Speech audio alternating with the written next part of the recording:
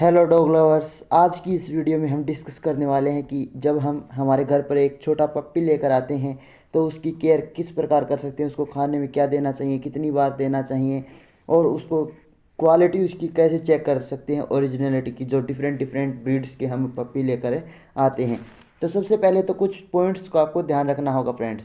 सबसे पहले तो कि अगर आप एक पप्पी लाना चाहते हैं तो उसकी उम्र कम से कम ये मानिए 30 से 40 दिन से ऊपर होनी चाहिए, ताकि आप उसे आसानी से अडॉप्ट कर सके और कोई दिक्कत ना हो।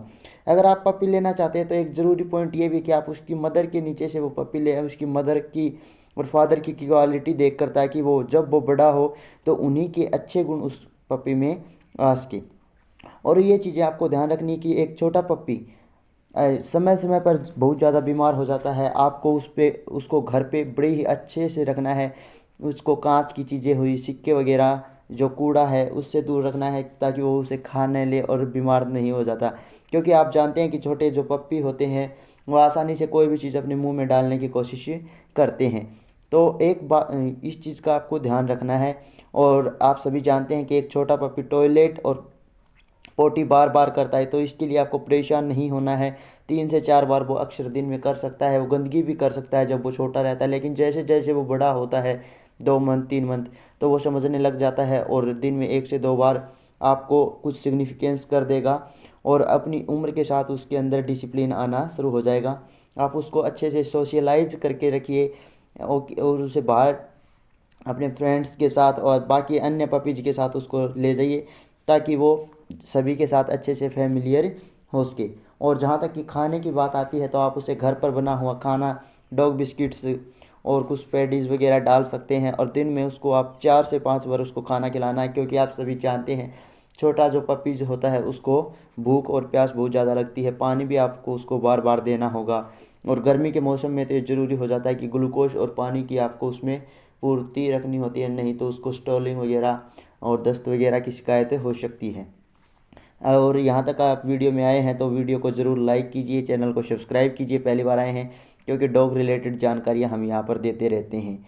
उसके लिए आपको ध्यान रखना है कि जब आप कोई पपी लेकर आएँ तो उसके लिए आपका घर का जो साइज़ है, यदि आप शहर में रहते हैं तो आपके हाउस का जो साइज़ देख लेना चाहिए कि वो आसानी से बड़ा उसकी साइज़ बड़ी होने के बाद वो आसानी से टिक पाएगा या नहीं। क्योंकि एक छोटे घर में जैसे बड़े पपी, जैसे जर्मन शेफर्ड हो गया, आपका रूट व्हीलर हो गया, पिटबुल हो गया, ये पपी अपनी फुल साइज़ के होते हैं और ये आसानी से छोटे घर में अपने आप को सेफ महसूस नहीं करती, जिसके कारण इन्हें हेल्थ इश्यूज आते हैं और ये समय समय पर बीमार शुरू हो जाते हैं। और आपको एक्साइटमेंट में कोई भी काम नहीं करना है। मानता हूँ कि जब आप पपी लेकर आते हैं, अगर आप फर्स्ट टाइमर कोई डॉग अडॉप्ट कर रहे हैं तो आप में एक्साइटमेंट आनी स्वाभाविक है। लेकिन आपको एक चीज़ ध्यान रखनी है कि एक्साइटमेंट के चक्कर में आप उसकी हेल्थ के साथ किसी प्रकार का कोई खिलवाड़ मत कीजिए। उसको टाइम पर खाना पीना देते रहिए और साथ के साथ उसका आप एक पर्सनल डॉक्टर रख सकते हैं, जो कि आप समय समय पर उसको वैक्सीनेशन चेक करा सकते हैं, ताकि उसको किसी भी प्रकार की कोई हेल्थ इश्यू ना हो। क्योंकि आप जानते हैं जब एक छोटे पप्पी में अगर 1 से 2 बार वो हेल्थ इश्यू हो जाती है तो उसके बचने के चांस बहुत कम हो जाते हैं। और जिसके कारण उसे फ्यूचर में भी, जब तक वो बड़ा नहीं होता, उसके कारण वो चीज़ें रिपीट होनी शुरू हो जाती हैं और उसकी जो जो हाइट है, और वो भी कंप्लीट